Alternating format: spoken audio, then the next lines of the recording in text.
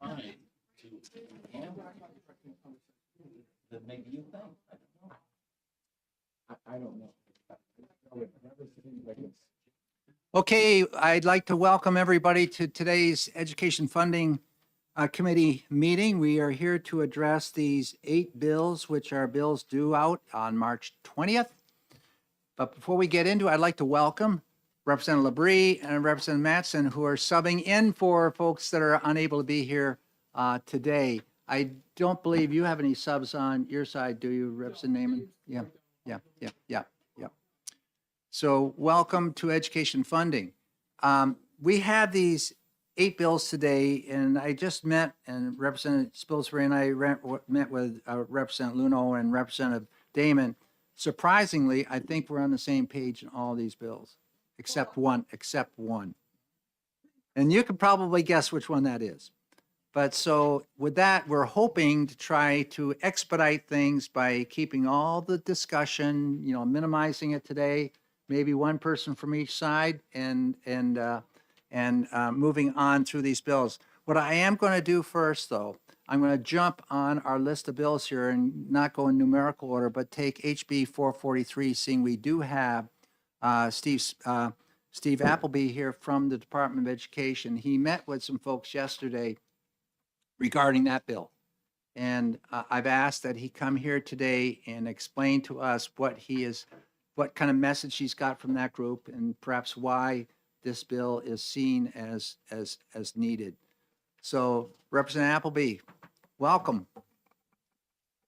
By the way, he's a UNH grad. And I think 4th or 5th generation UNH grad. So my grandfather's picture is in the field house, 1926 varsity football team. And I want to add on to that. So when he was looking for colleges for his daughter, where did he take her? Up to Orono. Yeah, thank you, Representative Ladd. That is absolutely true. Took 2 of my children to Orono to tour, and my wife and I both marveled because Orono looked like college that we remembered when we both went to UNH many years ago. We have a very simple rule in our house. We will not send our kids to a college that has dorms nicer than our house. It's a very simple rule. So, Good thought. yeah. Thank you. For the record, Steve Appleby, Director, Department of Education. Thank you for having me this morning. So yesterday, as it happened, there was a regularly scheduled meeting of the Higher Education Commission, and we discussed this bill at the commission meeting, as well as some of the questions that I received during the hearing some number of weeks back. And the commission, which includes the chancellors of our public systems, a number of college presidents, and several lay members, all believe that the current bill, as is, they support it with this language change to fix this little tweak, that stray "and" that's in the statute. With regard to whether or not the commission should continue, there was a concern raised by, we employ a consultant to the Higher Education Commission, Dr. Dick Gustafson. Some of you may know Dick. He was chancellor of our 2-year system. He held my position a number of years ago. He was president of Southern New Hampshire University many years ago. And Dr. Gustafson reminded the commission that we should, with regard to their existence, we should check federal law, because there was a requirement at one time in the Federal Higher Ed Act that states have these commissions. So we'd like to do some research on that. I know, and the commission was not opposed to having a discussion. They were not opposed to. Maybe they don't need to exist anymore. So we're just concerned that there may be a federal requirement, and we don't want to accidentally trip over that. So that was the result of yesterday's meeting. That's my input. So, Representative Burr, if you have a look. Okay, are there any questions for Representative Steve Appleby? So since you're calling me out, so what is your recommendation? So the bill as is, and then we could take up maybe over the summer whether or not the commission should even exist. Okay, I think the bill as is doesn't make sense either. I don't think it solves the problem you're trying to solve. This leaves somebody in, if I understand correctly, the way I read it in plain English, This, somebody 2 years into their term stops coming, and you leave them on there for the next 3 years. That is an accurate understanding? This was the language that was given to me by the attorney at the time. As I mentioned, I don't believe that attorney is at the governor's office any longer, but the problem we're trying to solve for was a college president who no longer represents their college. They have left the employment of that college, but they have not formally resigned from the commission. And their term ends. Hang on. Yeah. The question, I'm not talking about the term ending. So they're in the middle of their term and they stop coming. They still cannot be removed. If I'm understanding correctly the way this is worded, they will remain on there until their term ends, at which point they will not be extended. Is that an accurate understanding of what the change does and doesn't do? I believe so. Okay, thank you. Okay, any further discussion, Representative Luno? Thanks very much, And Mr. then Chair. Representative And Salisbury. I'm sorry to miss the first part of your statement, Dr. Appleby, but who appoints the members of the commission? The executive council. The executive council. So, all right, thank you very much. Representative Spilsbury? Yeah, I do think that the language of the bill as written solves the holdover problem, but it does not address the inactive member problem. So if we were to retain and work on it, that would also allow for you to go through the process you were talking about this summer. Certainly would. Thank you. Further discussion, Representative Fellows? Yes, I'm just wondering if you can tell us, like, who are the people, who are the categories that are appointed to this commission? Well, yes, thank you for the question. Yes. So per statute, we have a number of statutory appointments. So both of our chancellors, several of our public college presidents, for example, all of the USNH presidents and 2 CCSNH presidents. Additionally, the Commissioner of Education is a statutory appointment. And then we have, I believe it's 6 members who represent private nonprofit colleges, presidents, who are appointed by the Executive Council. We also have, I believe it's 4 lay members, non-college employed individuals, also appointed by the council. And then lastly, 2 representatives of private post-secondary career schools. Further discussion, Representative Luno? Thank you very much, Mr. Chair. What Representative Spilsbury suggested, I think we would support that direction too. So is there any further discussion with Director Appleby? Not seeing. Thank you very much. Have a pleasant day. Thank you. So I look to, on this particular bill, I look to Representative Erf for a recommendation. I would move retain. Is there a second to retain? Second. Okay, we have a motion by Representative Erf and second by Representative Damon to retain HB 443. 443 is a bill relative to the terms of appointment of members on the Higher Education Commission. Representative Erf, do you have any further discussion? No, I think I made my point. Representative Damon? Any further discussion from the committee? Madam Clerk, when you're ready, we're ready.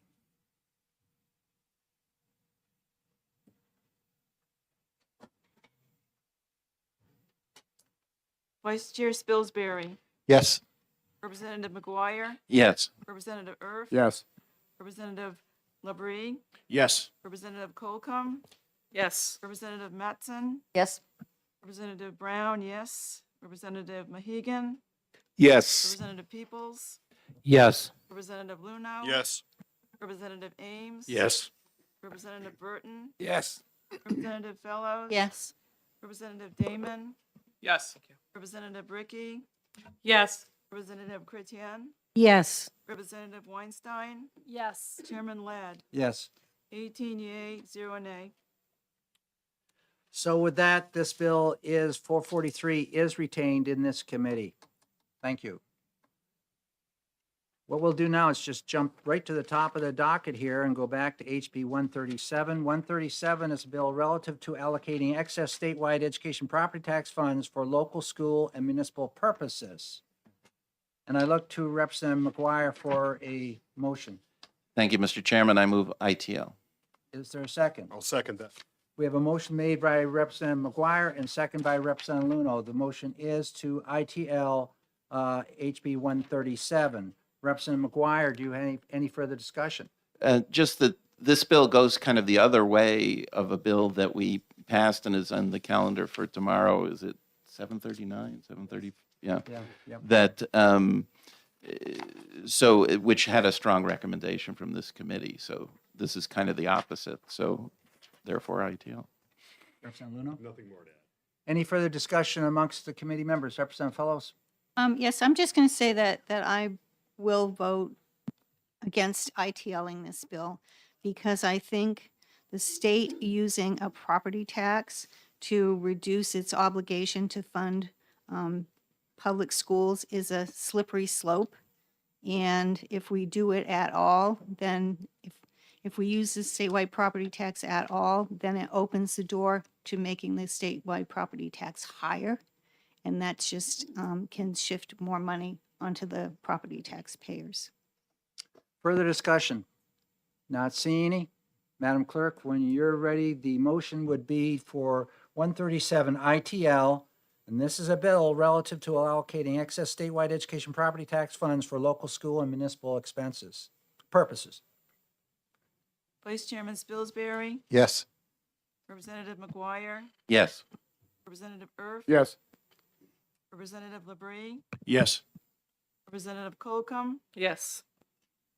Representative Matson, Yes. Representative Brown, no. Representative Mahegan, Yes. Representative Peoples, Yes. Representative Luno. Yes. Representative Ames, Yes. Representative Burton, Yes. Representative Fellows, No. Representative Damon, Yes. Representative Bricky, No. Representative Chrétien, Yes. Representative Weinstein, Yes. Chairman Ladd. Yes. So 15 yea and 3 nay. Okay, will there be a minority report? Representative Fellows will write the minority report. I assume, thank you very much, Representative McGuire. Pardon me? Yes. Okay, the final vote in that was 15-3. So it'll appear on the regular calendar when it shows up on a session date. Pardon me?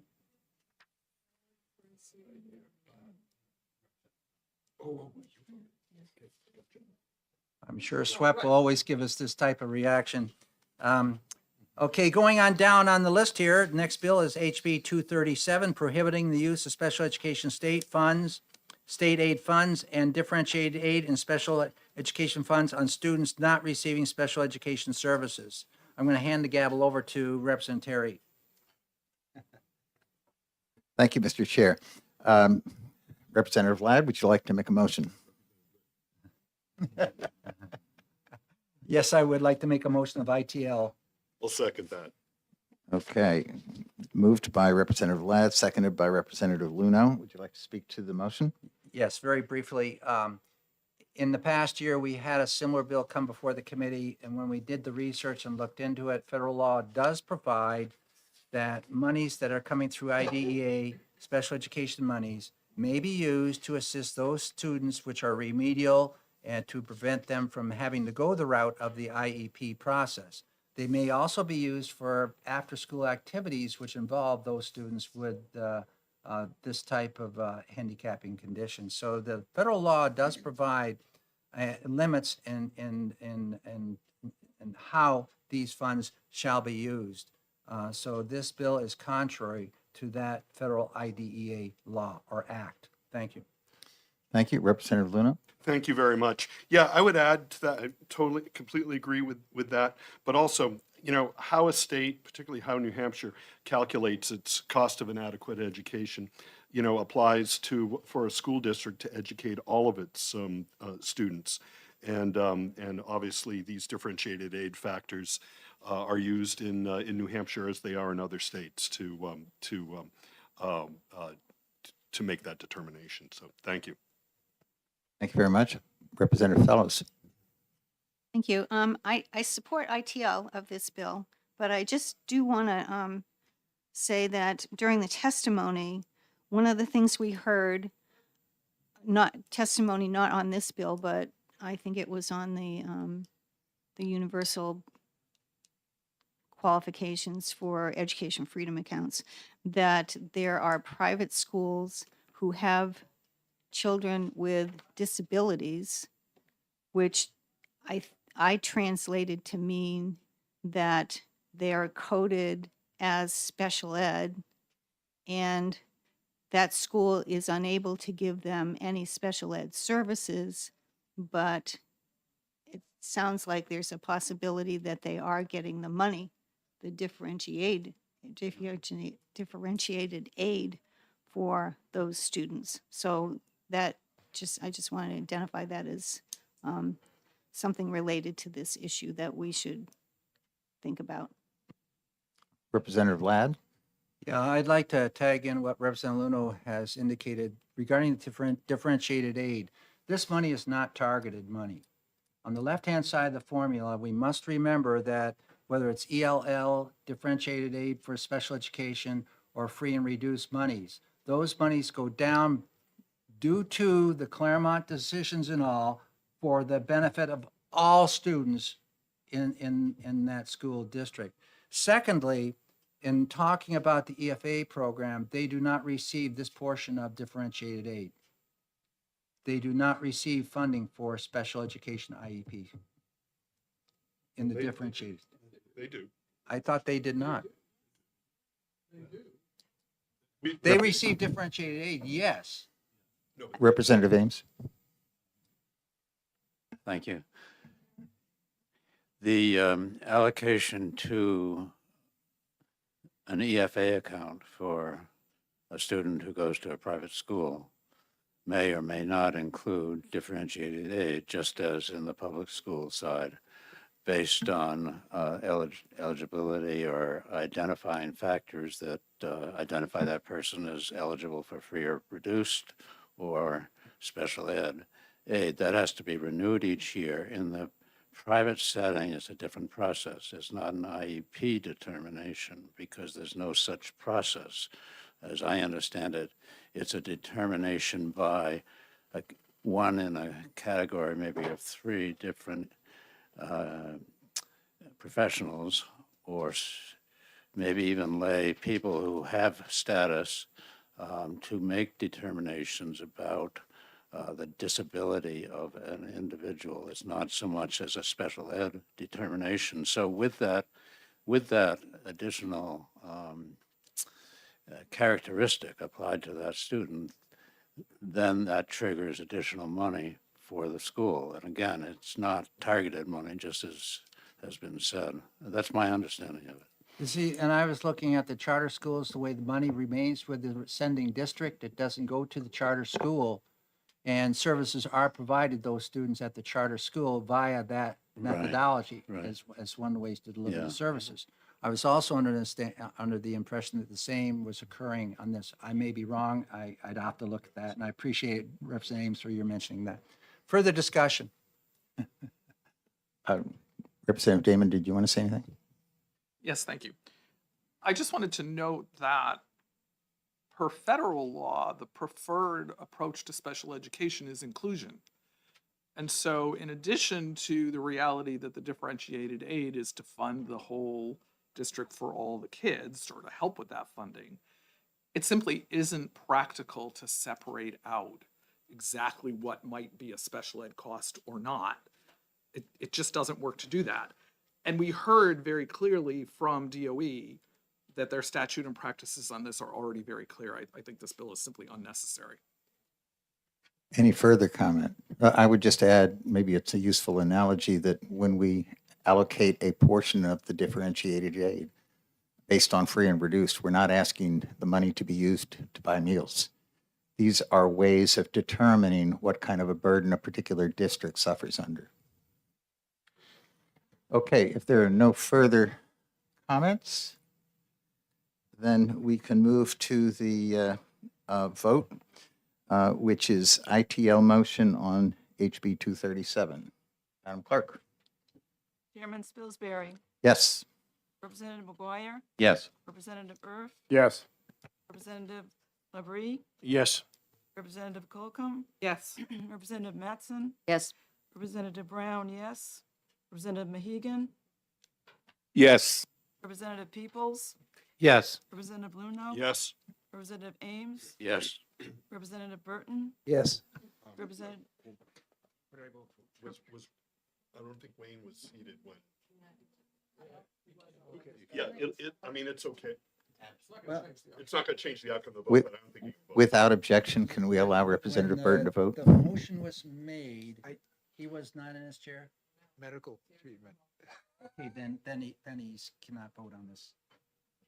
You're gonna have to That's, abstain on that's this. no objection. I That's- I was just getting the Yeah. school nurse to That's help all, me. that's okay. But if you weren't here when the motion was made, you can't vote. We've had, We've had that before. I believe the motion was made 10, 15 minutes I ago. have no objection to not counting my vote. We were both out getting medical attention from Representative Burton, so I won't be voting either. Okay, we'll fair, be all right. fair I enough. don't think it makes much difference on this. So, We've had votes overturned. Yes, we have. okay, so I think there's a consensus, and I don't see any objection to allowing Representative Burton and Bricky to sit out. Representative Fellows, Vote yes. yes. Sorry. Representative Damon, Yes. Representative Bricky, abstaining. Representative abstain. Chrétien, Yes. Representative Weinstein, Yes. Chairman Ladd. Yes. 16 yea, no, 0 nays, and 2 no votes. Very good. And It's just, those are no votes, they're not abstained, since abstain is not, Abstain. they're- Well, I think They- that's what the sheet has, I don't that's have where the it's vote- marked, so but I'm it's gonna go with actually the- just well, it's not a vote. It's not a no. so the vote count is 16 to 0. 16 to 0, yeah. Without Okay. objection, we can place that on consent? Yes. Okay, agreed on consent. Thank you very much. Back to the next bill on the docket, which is HB 354. 354 is relative to alternative certification pathways for career and technical education instructors. And I'd like to ask Representative Peoples for a motion, please.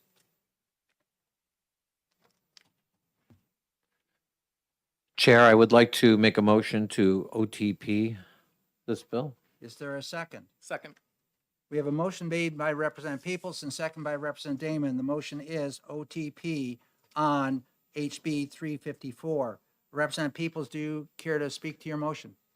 Yes, I believe that this will give an opportunity for getting qualified people to teach trades into the classroom and a pathway to getting them certified. I think this is something that we really need to address in the state, and it would help us get the people we need in front of the children to teach them. Thank you.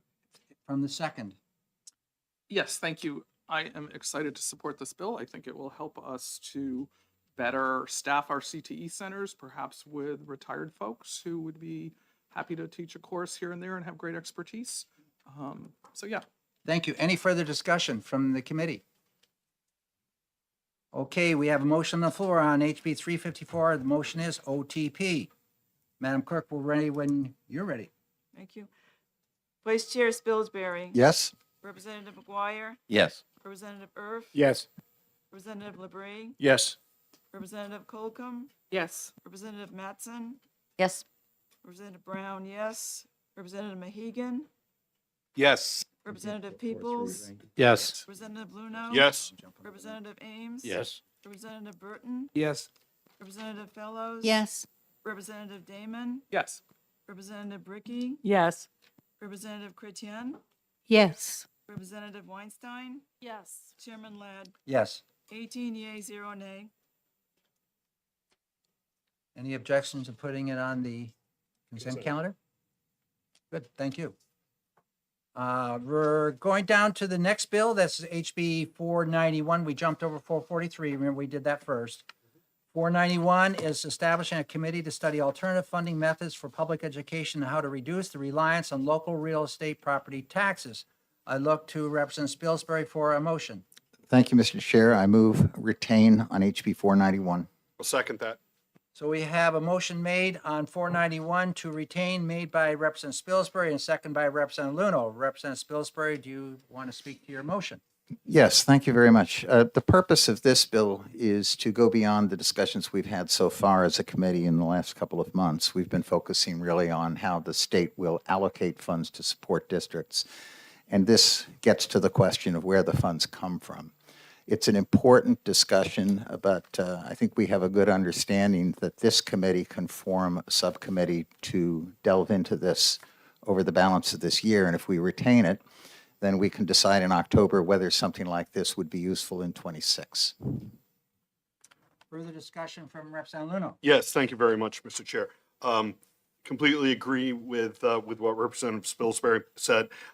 Look forward to these subcommittees or ad hoc committees to get together and take a look at this. And I would also direct people to take a look at the 2020 Commission to Study School Funding, which did spend considerable amount of time and discussion reviewing revenue sources for information purposes only. And there's been a number of studies over the last 2 decades in New Hampshire looking at various revenue sources, the impact, working with Ways and Means. Representative Ames, I think, introduced us to the Lincoln Institute and expertise there, particularly on revenue sources, including property taxes, but also including other ones too. And what the reliability is of different sources. So hopefully members of this ad hoc committee be able to harvest quite a bit of information and move forward with that. And I look forward to participating in that effort. Further discussion from the committee. Representative Ames. Just to underscore that this is really important, and I'm grateful to Representative Spilsbury for putting this forward, and that we all need to roll up our sleeves. It may be a subpart of this group, I recognize that, but all of us need to roll up our sleeves and step back a pace from the day-to-day arguments that we engage in and see if we can't figure out a better way to fund our public schools and identify funding to do that. We're in too many, there are too many dogfights going on around the state right now that are hurting our public schools. So let's see if we can't do better. Thank you. Any further discussion on the bill? Not seeing any. Thank you. Clerk, when you're ready, we're ready. Vice Chairman Spilsbury, Yes? Representative McGuire, Yes. Representative Erf, Yes. Representative Labrie, Yes. Representative Colcom, Yes. Representative Mattson, Yes. Representative Brown, yes. Representative Mahegan, Yes. Representative Peoples, Yes. Representative Luno. Yes. Representative Ames. Yes. Representative Burton, Yes. Representative Fellows. Yes. Representative Damon, Yes. Representative Ricky, Yes. Representative Chrétien, Yes. Representative Weinstein, Yes. Chairman Ladd, Yes. 18 yeas, 0 nay. So this bill will be retained in committee. The next bill I'm going to jump over. It's the one bill I don't think we're all on the same page, and I'm going to do it last.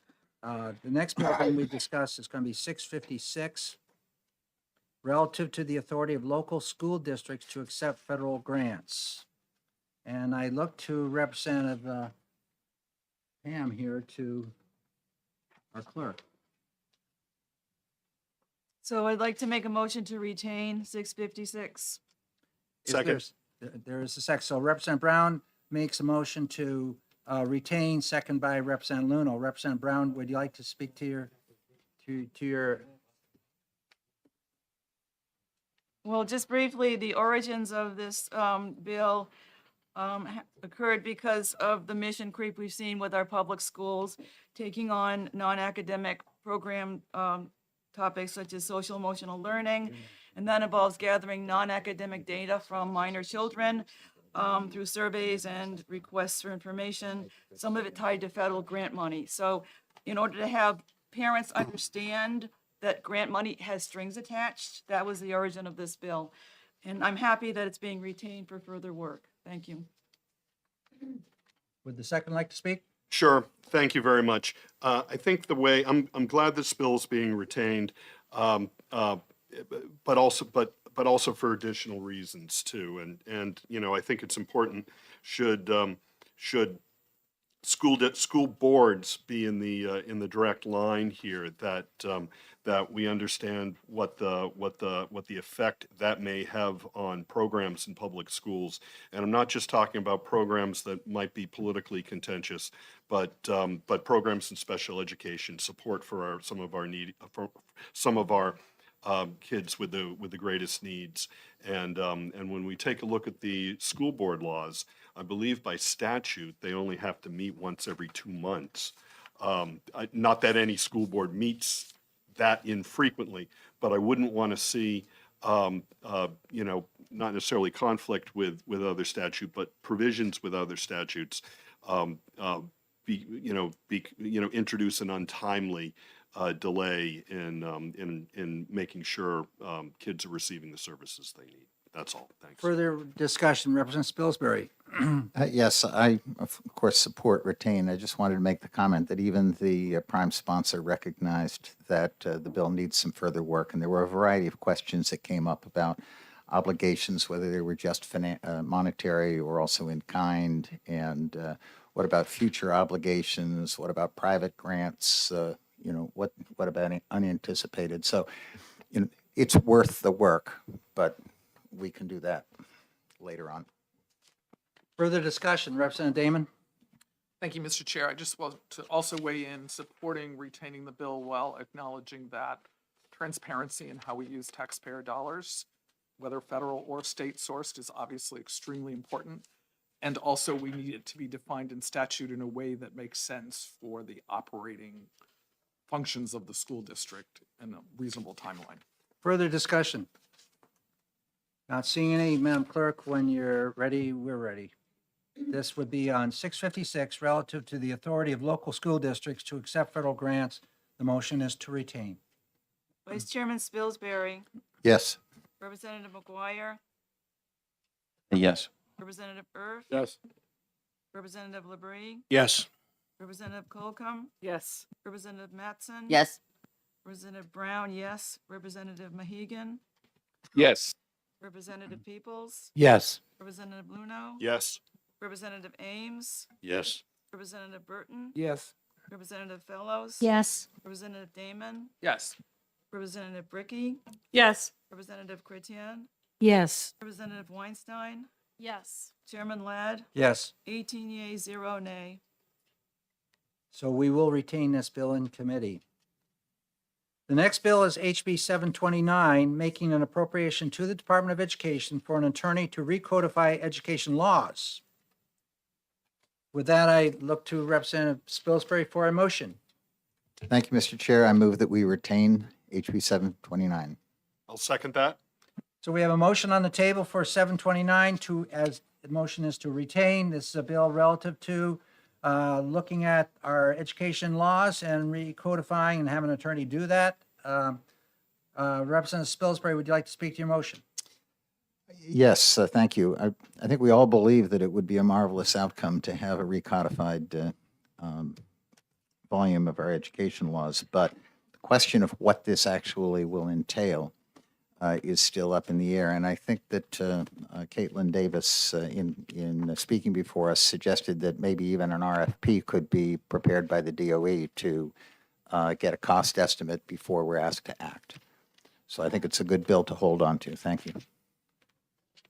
And the second? Thank you very much, Mr. Chair. And for all those reasons, and you know, making sure that whatever we do put into law to recodify the education laws, you know, follows a plan that makes sense, well thought out, and has a timeline that's realistic. And I think having this committee work on that along with the department as Director Davis has suggested, I think will be really productive. So that's why I support the retaining this.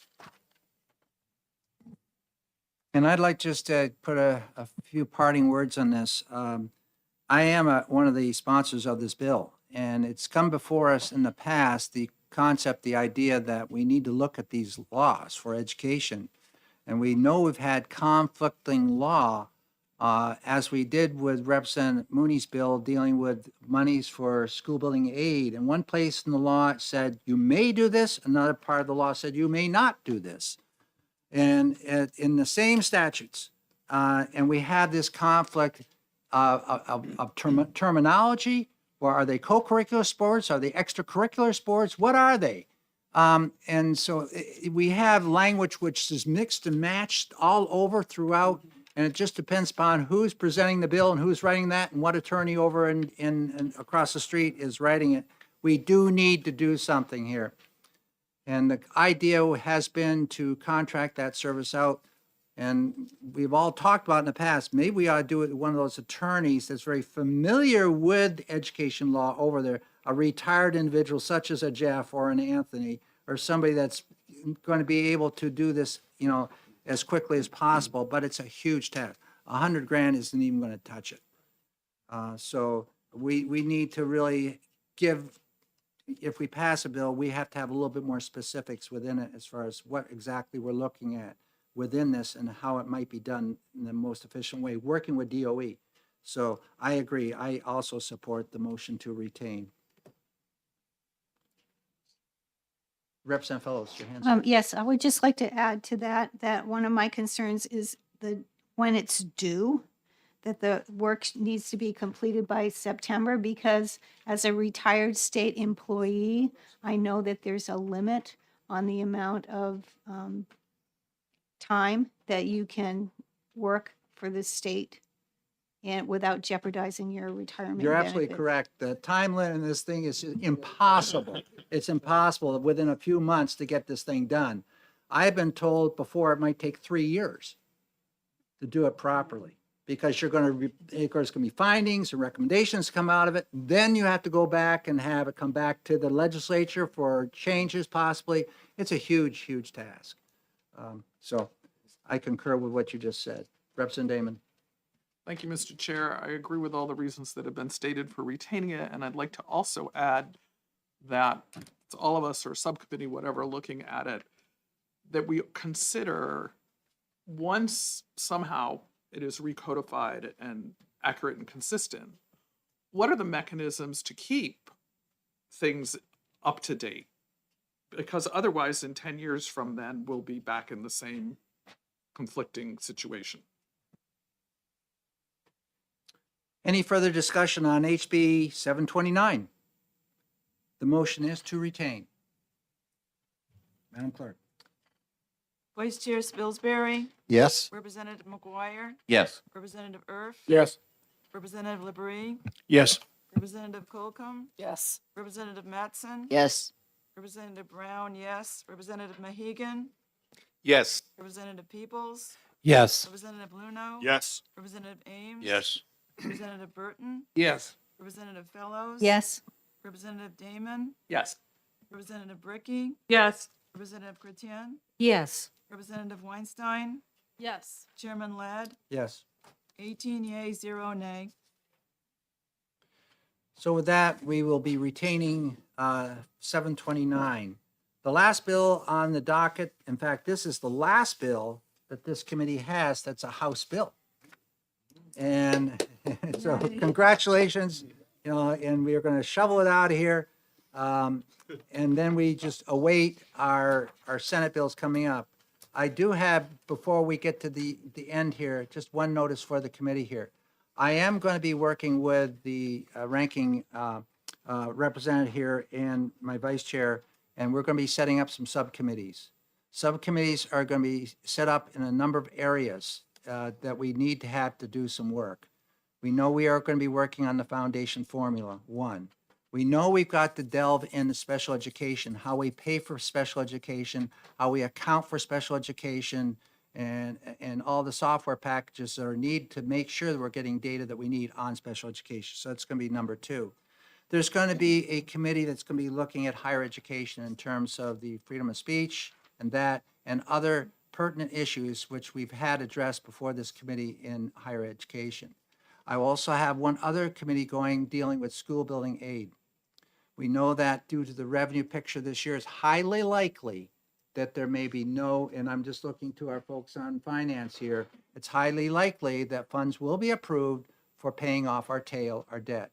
But going beyond that, it's questionable unless we can find out, a gold mine somewhere or oil wells out back or something that's going to provide us that revenue that's absolutely needed. Slot machine?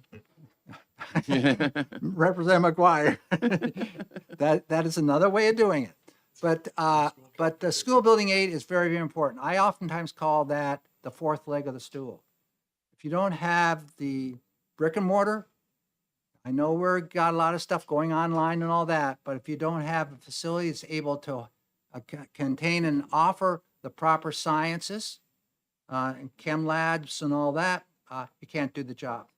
And we also need buildings which have HVAC, that have the lighting, have the sound, and we know there's really a deficit in buildings where that is not available, to the tune of maybe 15 percentage points on achievement testing. So those are 4 that I'm going to start. I know there's other areas which we have to look at. We've just done some retaining of bills here, and there are going to be other subcommittees, but those are ones that I'm going to try to get permission to move forward even before we've gotten those Senate bills. Once we get 7 bills, oftentimes you're told, well, you can't do subcommittees until you unload those bills. Well, we have some time here where we can start looking and doing that research and working with the Education Commission of the states and other organizations to gather information and to contact those states, or looking in our own field here, how we can best, look at policy that's going to be appropriate for the funding concerns that we're encountering.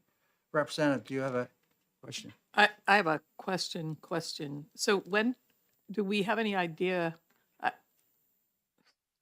I'm not familiar enough with the process. So can you tell me about Senate? I'll when the briefly Senate bills- explain that, and then we want to get on to this Yes. last bill. Thank you. The process is that I identify, for example, we may have a subcommittee with maybe 7 members or 5 members or whatever number of members, or we may have a committee of the whole. The committee has the responsibility of reporting back to the whole committee when we gather next to take the recommendation and move forward with that recommendation after there's been time in the retaining part here. And we retain right through to next fall. And during that time, we're able to try to do some research on these particular bills and come forth with either possible recommendations to move forward with that bill, or if it's not worthy moving forward, we recommend the opposite. In some cases, we have found that there's even more time needed, and we look to the interim study process, which would even take it another year of the last year of the biennium. But this process is a process where the first named person that I identify on that subcommittee is the chair of that subcommittee. When you come back, as we come back as a whole, I will look to that chair to make a recommendation from the subcommittee to the committee, this committee right here as it stands right now. It's a process that can work. We've had a number of bills that have gone through that process. Concussion injury went through that, and we came out with recommendations how to deal with that. And even with the new research, maybe it's time to look at that. Maybe the dark room isn't the best place for a person that's been concussed. And new medical research is saying that, and you get them going as soon as you can. So I think this is a worthy process, and one of which this committee's been designed to delve into these funding issues. And we have had a brief time to look at some of those right now and do through the variables which we have out there, we haven't been able to deal with. I have not yet seen a spreadsheet, Representative Ames, and Representative Luna, on your foundation formula. That's something that has to come forward so we can get working on that. The same thing with special education. So, yes, Representative Spilsbury. I think this may have been part of your question also. All of the bills we retain, we are due to make a report by November 1st. OTP, ITL, or interim study, and those bills will all be acted on in the first session in January. Representative McGuire. Yes, thank you, Mr. Chairman. On behalf of Representative Popovich, Mueller, Irf, and myself, I'd like to request that this committee not meet again until April. Well, we will be meeting for our Senate bills, so that blows that apart. But the other portion is, I understand the predicament that Division 2 is, when I walked up here on Friday and where I was doing some other work, But I walk in and Division Two is receiving reports from DOE and very much engaged. They're already started that long trip that they have. And that's not a long trip. That's a very short trip they have. They have to make some powerful decisions here. So then we get in the budget. And so I understand that. But the subcommittees, you know, I will try to get those going, and just know that we have other people here that are not on Division Two that may want to stand in and work on some of these subcommittees. So, and in the past, we even had a special committee, which some here sat on that. What was it, a couple years ago? We had 4 bills. We recognized that we didn't have all the horsepower on education policy at the time to do that. So we borrowed 2 people from Ways and Means, which Representative Ames, you are one of them, and Representative Spilsbury. And then we borrowed 2 people from Finance as well. In fact, the chair of Finance at that time, Division Two, Representative Emmerich, came on and participated in that. And through that, we had a healthy discussion. We just needed a few more weeks, and I think we are getting close to that.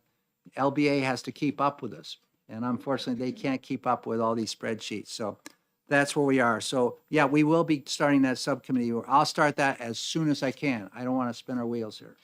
Representative Luno. Thank you, Mr. Chair. And I agree with you on the subcommittees. I think this is a good direction. I think the 4 that you've listed off are good places to start for this committee too. But obviously, you know, what's going on at the federal level raises there's a lot of unknowns going forward. And this committee may need to meet additional times to consider how the state responds to any changes that may be coming at the federal level. So I hope the committee will remain agile enough to be able to you know, accommodate, you know, game day sort of changes as things come up. Well, as the goals on the field move, it's harder to do that, you know, that score. But yeah, we will stay engaged. So what I'd like to do now is return back, because we do have folks that are already saying they have to get out and get ready for activities going this afternoon, the division, our finance people, which we appreciate their being on our committee. HB 549, relative to use of education freedom account funds in religious schools and institutions of higher education. I'll pass the gavel off to Representative Spilsbury. Thank you, Mr. Chair. I recognize Representative Ladd to make a motion.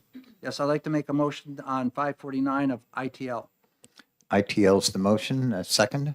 Second. Second by Representative McGuire. And Representative Ladd, please speak to your motion. I would be glad to speak to my motion, but I'm not going to speak long at all. See, we've talked about this issue on the Education Policy Committee for many, many years. And we've gone through all the court cases with Espinoza and going down all those cases which are relevant to this topic. It's my belief that the monies which are appropriated publicly, if we don't use them for the private or the private religious schools, we are discriminating. And there's constitutional issues associated with all this. And so I feel that the best way to do it is do as we've done in previous years, and that's ITL the bill. Thank you. Representative Damon. Thank you, Mr. Chair. I will be opposing the ITL. I actually think this is a really important bill from a constitutional separation of church and state point of view. This is not about opposing any faith or any religion or the practice thereof. This, in fact, is about guaranteeing people of whatever belief system they have the opportunity to practice those beliefs independent of government constraints. Article 83 of New Hampshire's state constitution clearly states, quote, "No money raised by taxation shall ever be granted or applied for the use of schools of institutions of any religious sect or denomination." When we provide education freedom account funds to families and they go to religious institutions, those are taxpayer dollars going to those religious schools. And I think that is constitutionally wrong. Thank you. Thank you, Representative Damon. Further comment? Okay. Representative Ames. Just to concur, I think that there certainly have been, we all know this, decisions all the way up to the Supreme Court that deal directly or indirectly with this issue, but it needs to be quickly said they've never dealt with the New Hampshire Constitution, which is as explicit as one could ever make a rule explicit on this question of taxpayer support for religious schools. It's just categorically prohibited. On the sort of the national front, it's not true that the issue is done and dealt with in a final way by the Supreme Court. There's another case coming right out of our neighbor, Maine, that it has received a favorable decision, favorable to the state, and the state's position is that limitations, prohibitions on funding to religious schools is necessary. And so decisions favorable to that by the U.S. District Court for the state of Maine and by the Second Circuit is in the Second Circuit. So it's under review. So it's not done and over with, and it's a complicated issue. And like most constitutional issues, it probably will never be done and over with.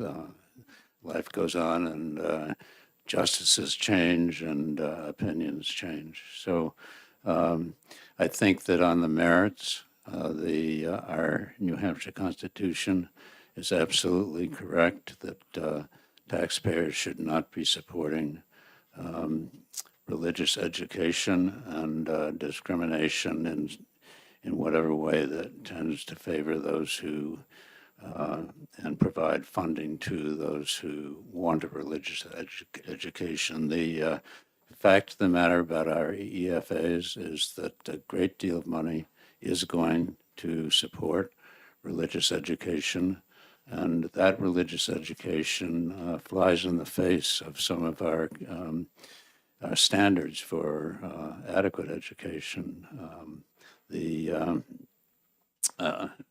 An example of that is the theory of evolution, the scientific method, and so forth, that is very much embedded in our standards. And there are religious schools who make it very clear that the teaching that is provided in their school system is from the text of the Bible, and particularly from Genesis, and it's literal, and they embrace the literal, not the figurative, the literal statements in Genesis that essentially reject the evolutionary truths that science has revealed. So for all those reasons, I think that endorsing a statute that simply endorses and implements a underlying New Hampshire constitutional provision is appropriate, and I will be voting for it. Thank you, Representative Ames. Further comment? Okay, seeing none, the clerk can call the roll.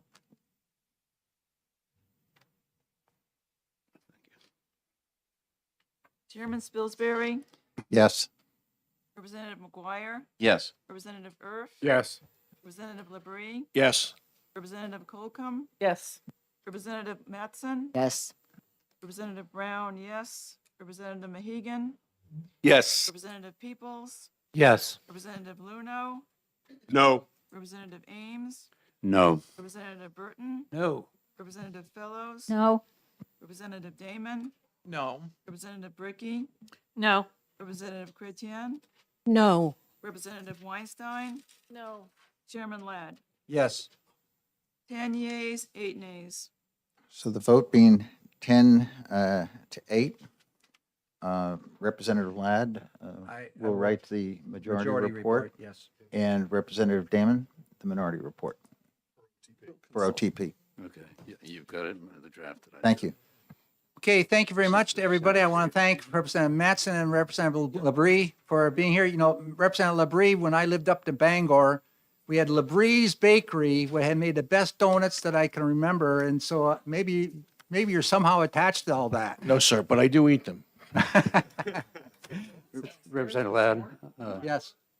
maybe you said this, but when are the reports due to you?